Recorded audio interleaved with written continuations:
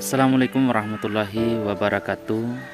Kejadian tragis ini terjadi pada tanggal 6 Oktober 2021 pada pukul 12.00 Wita.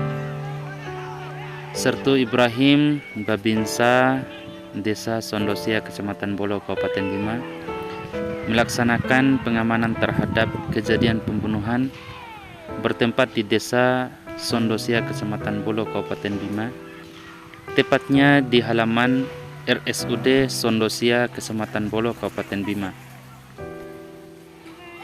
Diduga pelaku berinisial L, berumur 50 tahun, yang katanya lagi stres atau gila, menebas 3 bocah SMP yang lagi duduk hingga 2 anak terluka dan langsung dievakuasi ke rumah sakit Kota Bima, dan 1 anak meninggal dunia di tempat kejadian,